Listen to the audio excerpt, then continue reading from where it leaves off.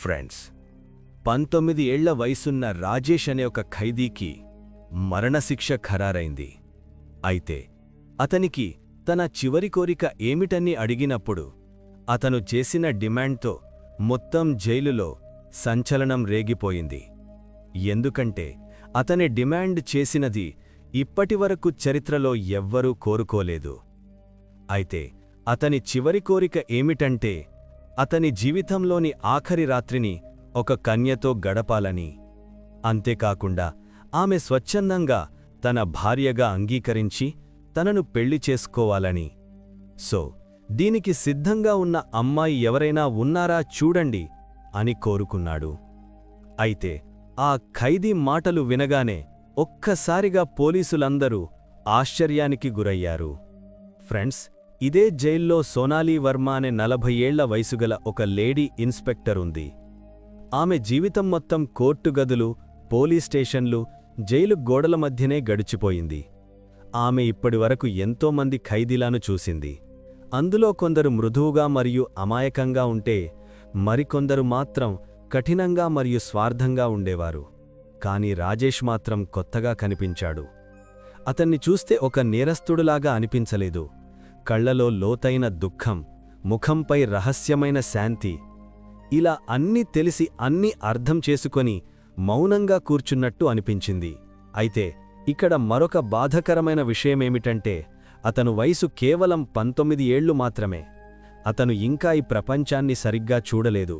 కాని అంతలోపే అతని ప్రపంచాన్ని విడిచి వెళ్ళిపోతున్నాడు. సో దీనివల్ల సోనాలి వర్మ ఆ బాలుడుపై జాలి చూపించడం మొదలుపెట్టింది. అయితే రాజేష్ ఎక్కువ మాట్లాడేవాడు కాదు. మాట్లాడినా ఆ మాటల్లో అనుభూతి కంటే అలసట ఎక్కువగా ఉండేది. ఎన్నోసార్లు అతన్ని అడగాలననిపించింది, రాజేష్, నువ్వు ఏం చేశావు? అసలు ఏ తప్పు వల్ల నీకు ఉరిశిక్ష పడింది? కాని అతని ముఖంపై కనిపించిన ఆ నిరాశ నా ప్రశ్నను మౌనంగా చేసేది. పోలీసుద్యోగం వల్ల నా మనసు ఎంతో కఠినంగా మారింది. కాని ఖైదీ నంబర్ 870 అంటే రాజేష్ ముందు ఆ కఠినత కరిగిపోయింది. చట్టం ప్రకారం ఖైదీలతో వ్యక్తిగత సంబంధాలు నిషేధమని నాకు తెలుసు. అయినా సరే ఎక్కడో లోపలొక అణిచిపెట్టిన ప్రశ్న ఎప్పుడూ ఉత్పన్నమవుతూనే ఉంది. ఈ బాలుడు నిజంగా నేరస్తుడా, లేక పరిస్థితుల వల్ల అటం అలా తయారయ్యాడా? అయితే ఇలాంటి పరిస్థితుల్లో నాకు ఒక ఆదేశం వచ్చింది, రాజేష్ చివరి కోరికను అమలు చెయ్యాలని. 2 రోజుల తర్వాత అతనికి మరణశిక్ష అమలు చెయ్యబడనుంది. అప్పటి వరకు అతనికి తల్లిదండ్రులతో చివరిసారి కలుసుకునే అనుమతి ఇచ్చారు. ఆ వార్త విన్న క్షణాన నా గుండెల్లో వింతగా ఒక భయం వ్యాపించింది. జైలు వాతావరణంలో కఠినత సాధారణం. కాని నేడు ఆ గోడల వెనుక దుఃఖం, భయం మరియు ఒక నిశ్శబ్ద అనుభూతి కలిసి ఒక భారమైన నిశ్చలతను సృష్టించాయి. నాకు తెలుసు, మరణశిక్ష పొందే ప్రతి ఖైదీకి చివరి కోరిక తెలియజేసే హక్కు ఉంటుంది అని. అయితే ఇప్పటివరకు చాలామంది ఆ చివరి కోరికగా ఏదైనా ఆహారం లేక ఎవరినైనా కలుసుకోవడం లేక ఇంకేదైనా కోరికను కోరుకునేవారు. కాని రాజేష్ మాత్రం ఇప్పుడు చరిత్రలో ఇప్పటివరకు ఎవ్వరూ అడగనిది కోరుకున్నాడు. సో తరువాత రోజు రాజేష్ యొక్క చివరి కోరిక అడిగే ఆదేశం వచ్చింది. నేననుకున్నాను, బహుశా అతను తన కుటుంబంతో కొంత సమయం కోరతాడు లేక సాధారణ కోరిక తెలియజేస్తాడు అని. కాని నేను అతని ముందు వెళ్ళినప్పుడు అతని ముఖంపై వింత శాంతి ఉంది. నేను మెల్లగా అడిగాను, రాజేష్, నీకు ఏదైనా చివరి కోరిక ఉందా? చెప్పు, నెరవేర్చే ప్రయత్నం చేద్దాం. అయితే అప్పుడు అతను నావైపు చూస్తూ కొంత సమయం తర్వాత, అవును, నాకొక చివరి కోరిక ఉంది. కాని మీరు దాన్ని తప్పకుండా తీరుస్తారు అని వాగ్దానం చెయ్యండి అని అంటాడు. అప్పుడు సోనాలి వర్మ, నీ కోరిక ఏదైనప్పటికీ మేము దాన్ని పూర్తిగా నెరవేర్చడానికి ప్రయత్నిస్తాము, ఎందుకంటే ఇది ఒక ఖైదీ యొక్క హక్కు అని చెప్పింది. కాని కొంత సమయం తర్వాత నేనతన్ని ఎస్పీ సాబ్ దగ్గరికి తీసుకువెళ్ళినప్పుడు ఎస్పీ సాబ్ రాజేష్ను, నీ చివరి కోరిక ఏమిటి బాబూ అని అడిగారు. అప్పుడు రాజేష్ ఒక్క క్షణం కూడా ఆలోచించకుండా, సర్, నాకు ఉరిశిక్ష పడే ముందు నేను నా జీవితంలో మొదటి మరియు చివరిసారి పెళ్లి చేసుకోవాలనుకుంటున్నాను. అంతేకాకుండా నా భార్యతో ఒక రాత్రి గడపాలనుకుంటున్నాను. అయితే ఆ మాటలు వినగానే పోలీస్ స్టేషన్ మొత్తం ఒక్కసారిగా నిశ్శబ్దం అలుముకుంది. ఎస్పీ సార్ మరియు మిగతా అధికారులు ఒకరినొకరు ఆశ్చర్యంగా చూసుకున్నారు. అయితే కొంతసేపటికి ఎస్పీ సార్ గంభీరంగా చెప్పారు, బాబూ, పెళ్ళైతే చేయించగలం, కాని ఒకసారి ఆలోచించు. ఎవరైనా అమ్మాయి నిన్ను పెళ్లి చేసుకోవడానికి సిద్ధపడుతుందా? ఎందుకంటే 2 రోజుల తర్వాత నీకు మరణ శిక్ష పడుతుంది. కాబట్టి 2 రోజుల తర్వాత ఆమె వెధవరాలవుతుంది. అంతేకాకుండా నువ్వు నిరుపేదవి. సో ఆమెకు సహాయం చేసేవారు కూడా ఎవరూ ఉండరు. కాబట్టి ఎవరైనా అమ్మాయి తన సొంత జీవితాన్ని తన చేతులతో పాడు చేసుకుంటుందా అని ఎస్పీ సాబ్ రాజేష్ను గంభీరంగా అడుగుతాడు. రాజేష్ మాత్రం ఆ మాటలను మౌనంగా వింటూ ముఖంపై ప్రశాంతమైన చిరునవ్వుతో అన్నాడు, నేను నా మాటపై నిలబడతాను సార్. నా చివరి కోరిక ఇదే. ఆ మాటలు వినగానే ఎస్పీ సాబ్ కోపంగా, ఏయ్, ఎక్కువగా మాట్లాడొద్దు. ఈ కోరిక నెరవేరనది కాబట్టి ఇంకా ఏదైనా కోరుకో. ఎవరినైనా కలవడం, ఏదైనా తినడం, ఒక ప్రదేశానికి వెళ్లడం లాంటివి కోరుకో అని చెప్తాడు. అప్పుడతను మళ్లీ శాంతంగా అన్నాడు, సార్, మీరు ఆందోళన చెందకండి. నా పెళ్లి స్వయంగా జరుగుతుంది. మీరు ఒక పని చేయండి.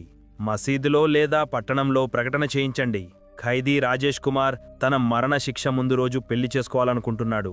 అయితే అతన్ని ఎవరైనా స్వచ్ఛందంగా పెళ్లి చేసుకోవాలని అనుకుంటే దయచేసి పోలీస్ స్టేషన్ని సంప్రదించండి అని ప్రకటన వేయించువంటాడు. అంతేకాకుండా ఒకవేళ ఈ ప్రకటనను విన్న తర్వాత ఎవరైనా అమ్మాయి ఒప్పుకోకపోతే నాకు ఎలాంటి సమస్య లేదు సార్, అప్పుడు నన్ను వెంటనే ఉరితీయండి అని చెప్తాడు. సో ఇదంతా చెప్తున్నప్పుడు రాజేష్ కళ్ళల్లో కొంత నిజాయితీ కనిపించింది. అయితే కొంత సమయం తర్వాత ఎస్పీ సాబ్ రాజేష్ మాటలను అంగీకరించారు.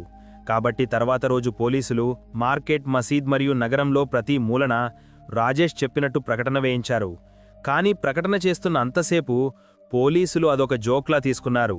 ఎందుకంటే ఒక ఉరిశిక్ష పడిన ఖైదీని పెళ్లి చేసుకోవడానికి ఏదైనా అమ్మాయి స్వచ్ఛందంగా ఎందుకు వస్తుంది అని వారు అనుకున్నారు. కానీ ఇక్కడ ఆశ్చర్యమేంటంటే తర్వాత రోజు పోలీస్ స్టేషన్ వద్ద ఒక అమ్మాయి పెళ్లి దుస్తులలో నిలబడి ఉంది. మరియు ఆమెతో ఒక పండిట్జీ కూడా ఉన్నారు. సో వాళ్ళిద్దరిని చూడగానే ఎస్పీ సాబ్ బయటికి వచ్చి, ఎవరు మీరు? ఇక్కడేం చేస్తున్నారు అని అడుగుతారు. అయితే ఆ మాటలు వినగానే పండిట్జీ, సార్, ఈ అమ్మాయి ఖైదీ రాజేష్ కుమార్ను పెళ్లి చేసుకోవాలనుకుంటుంది. అందుకే ఆమెను నేను తీసుకువచ్చాను అని చెప్తాడు. అయితే ఆ మాటలు వినగానే ఎస్పీ సాబ్ కఠిన స్వరంలో అడిగారు, పండిట్జీ, ఎవరు ఈ అమ్మాయి? పిచ్చమైన పట్టిందా? ఎందుకు తన జీవితాన్ని తన చేతులతో పాడు చేసుకుంటుంది అని అడుగుతాడు. అప్పుడు పండిట్జీ, సార్, నేను చాలాసార్లు చెప్పి చూశాను. అంతేకాకుండా బ్రతిమాలినా కూడా, కానీ ఆ అమ్మాయి మాత్రం నిర్ణయం మార్చుకోవట్లేదు. ఆమె ఎలా అయినా రాజేష్ని పెళ్లి చేసుకోవాలని చెప్తుంది అన్నాడు. అయితే ఎస్పీ సాబ్ ఆ అమ్మాయి మనసును మార్చడానికి ప్రయత్నిస్తాడు. కానీ ఆ అమ్మాయి మాత్రం ఎవ్వరి వాటలను వినిపించుకోలేదు. కాబట్టి చివరికి ఆ అమ్మాయిని రాజేష్తో పెళ్లి చేయడానికి ఎస్పీ ఒప్పుకున్నాడు. కాబట్టి ఎస్పీ ముందుగా రాజేష్ను సెల్ నుంచి బయటకు తెచ్చి జైలు ఆఫీసులో సంక్షిప్త ఆచారాలతో వారి పెళ్లిని ఘనంగా జరిపించాడు.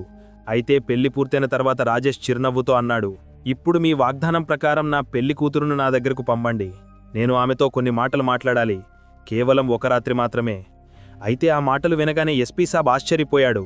కానీ చివరికి ఎస్పీ సాబ్ మౌనంగా తల ఊపారు. అయితే సొనాలి వర్మ పెళ్లి కూతురును రాజేష్ సెల్ వరకు తీసుకువెళ్ళింది. తర్వాత ఆమె సెల్ యొక్క తలుపులు మూసి బయటకు వచ్చింది. ఆమె చాలా సమయం పాటు బయట వేచి చూసింది. కానీ ఎంత సమయమైనా వారిద్దరూ బయటికి రావడం లేదు. కానీ లోపల నుంచి మెల్లిగా గుసగుసలు వినిపించాయి. కానీ కొంత సమయం తర్వాత ఆశ్చర్యకరంగా ఒక సంఘటన జరిగింది. అదేంటంటే సడన్గా ఆ సెల్ నుంచి గట్టిగా అరుపులు వినపడ్డాయి. ఆ అరుపులు వినపడగానే సొనాలి వర్మ పరిగెత్తుకుంటూ సెల్ వద్దకు వెళ్ళింది. అయితే సెల్ ఓపెన్ చేసి చూడగానే ఆ అమ్మాయి భయంతో ఉనికిపోతుంది. నన్ను కాపాడండి మేడం అంటూ సొనాలి వర్మని వేడుకుంటుంది. అప్పుడు సొనాలి వర్మ ఆశ్చర్యంతో అమ్మాయిని ఎలా అడుగుతుంది, అసలు నీకేమైంది? ఎందుకిలా భయపడుతున్నావు?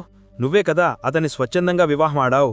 మరి ఎందుకు అతన్ని చూసి తడబడుతున్నావు అని అడగగానే ఆ అమ్మాయి భయపడుతూ, నన్ను త్వరగా ఇక్కడ్నుంచి తీసుకువెళ్ళిపోండి. నాకిక్కడ ఉండాలని లేదు. నేను వెంటనే నా ఇంటికి వెళ్ళిపోవాలి అని ఏరుస్తూ సొనాలి వర్మను బ్రతిమాలుతుంది. అయితే ఆ అమ్మాయి పరిస్థితిను గమనించిన సొనాలి వర్మ ఆమెను ఇంటికి పంపించాలనే నిర్ణయించుకుంది. సో అందుకే జైలు యొక్క మెయిన్ డోర్ ద్వారా ఆమెను వదిలేసింది. అయితే ఆ డోర్ ఓపెన్ చేయగానే ఆ అమ్మాయి మెరుపు వేగంతో అక్కడ్నుంచి పరిగెత్తుకుని వెళ్ళిపోయింది. అయితే సొనాలి వర్మ మళ్లీ ఆ సెల్ వద్దకు వెళ్లి సెల్ను లాక్ చేసి తన ఆఫీసుకు మళ్లీ తిరిగి వచ్చి విశ్రాంతి తీసుకుంది. అయితే ఆ రాత్రి మొత్తం సొనాలి వర్మకి నిద్రే పట్టలేదు. అయితే తర్వాత రోజు ఉదయం ఎస్పీ సాబ్ సొనాలి వర్మ దగ్గరికి పరిగెత్తుకుని వచ్చారు. ఇన్స్పెక్టర్ సొనాలి అని గట్టిగా అరుస్తూ ఆయన నా ఆఫీసులోకి వచ్చారు. నేను వెంటనే లేచి, ఏమైంది సార్ అని అడిగాను. ఎస్పీ సాబ్ వెంటనే, రాజేష్ ఎక్కడున్నాడు సార్ అతను తన సెల్లో ఉంటాడు అని చెప్పాను. అప్పుడు ఎస్పీ సాబ్ వెంటనే వెళ్ళి చూడు అని కోపంగా నా మీద అరిచారు. అయితే నేను వెంటనే పరిగెత్తుకుంటూ రాజేష్ సెల్ వైపు వెళ్ళాను. తలుపు దగ్గరికి వచ్చి పిలిచాను, రాజేష్ బయటికి రా. కాని లోపల నుంచి ఎటువంటి సమాధానం రాలేదు. కాబట్టి కొంత సమయం తర్వాత నేను లోపలికి వెళ్లి చూస్తే ఒక వ్యక్తి పురుషదుస్తులలో గోడ దగ్గర పడుకునున్నాడు. అయితే ఆ వ్యక్తిని నేను నిటారుగా చేసినప్పుడు నా గుండె ఒక్కసారిగా ఆగినంత పనైంది. ఎందుకంటే ఆ పురుషదుస్తులలో ఉన్నది రాజేష్ కాదు. అవును, మీరు విన్నది నిజమే. ఆ దుస్తులలో ఉన్నది ఖైదీ నెంబర్ 877 అయిన రాజేష్ కాదు. ఆ దుస్తులలో ఉన్నది రాజేష్ నిన్న పెళ్లి చేసుకున్న ఆ 18 ఏళ్ల అమ్మాయి. అయితే ఈ దృశ్యం చూడగానే పోలీస్ స్టేషన్ మొత్తం ఒక్కసారిగా ఉలిక్కిపడింది. అయితే ఆ నిమిషం వరకు పోలీసులెవ్వరికీ అర్థం కాలేదు ఇదంతా రాజేష్ ఆడిన ఒక ఆట అని. కానీ తర్వాత పోలీసులకు అర్థమైంది ఇదంతా రాజేష్ యొక్క మాస్టర్ ప్లాన్ అని. అయితే ఈ విషయం ఎస్పీ సాబ్కి తెలియగానే అతను కోపంతో సోనాలి వర్మపై విరుచుకుపడ్డాడు. అసలు మీరిక్కడ ఏం చేస్తున్నారు?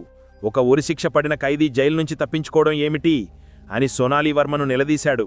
సోనాలి వర్మ అప్పటికే ఆశ్చర్యంతో మూగపోయింది. ఆమెకు ఏం చేయాలో అర్థం కాలేదు. కానీ కొంత సమయం తర్వాత జైలుకు వివాహం చేసుకోవడానికి వచ్చిన అమ్మాయి మేల్కొంది. సో ఆమెను సోనాలి వర్మ విచారించడం మొదలుపెట్టింది. అసలు ఎవరు నువ్వు? రాజేష్ ఇక్కడి నుంచి తప్పించుకోవడానికి నువ్వే కారణమా అని ఆమెను అడుగుతుంది. సో అప్పుడు ఆ అమ్మాయి నిజం ఒప్పుకుంటూ, అవును, నేనే రాజేష్ను ఇక్కడి నుంచి పారిపోయేలా చేశాను. నేను అతని స్థానంలో బలి అవ్వడానికైనా సిద్ధమే అని గర్వంగా చెప్పుకుంటుంది. అయితే ఆ అమ్మాయి మాటలలో గర్వం చూసి సోనాలి వర్మ ఆశ్చర్యపోయింది. ఆమె, అసలు ఎవరు నువ్వు? నీకు మరియు రాజేష్కి మధ్య సంబంధమేమిటి? ఎందుకు ఒక ఖైదీ కోసం నువ్వు బలి అవ్వాలనుకుంటున్నావు అని ఆమె బలంగా అడుగుతుంది.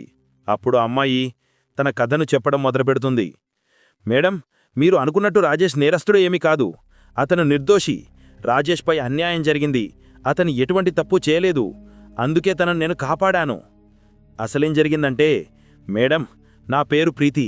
నాకొక సోదరి కూడా ఉంది. ఆమెకు మరియు రాజేష్కి చాలా కాలం క్రితమే నిశ్చితార్థం జరిగింది. కానీ కొంతకాలం తర్వాత మా గ్రామంలో కొంతమంది దుర్మార్గులు నన్ను మరియు నా అక్కని వేధించడం మొదలుపెట్టారు. వాళ్ళు మమ్మల్ని ఎంతగానో వేధించారు.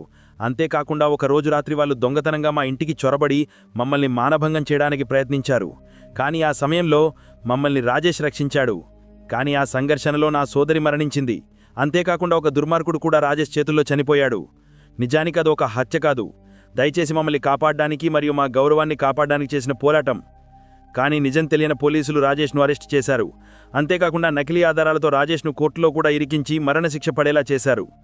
కాబట్టి అతన్ని కాపాడడానికి నేను ఒక ప్లాన్ ప్రకారంగా ఇదంతా చేశాను అని నిజం ఒప్పుకుంటుంది. అయితే కొన్ని రోజుల తర్వాత రాజేష్ అన్ని ఆధారాల్ని సేకరించి బొంబాయిలో ఒక పేరుగంచిన లాయర్ సహాయంతో కోర్టులో మళ్లీ కేసు వేసి ఈసారి అతను నిర్దోషి అని నిరూపించుకున్నాడు. కోర్టు కూడా అన్ని ఆధారాల్ని జాగ్రత్తగా పరిశీలించి ప్రీతిని కూడా నిర్దోషిగా విడుదల చేసింది.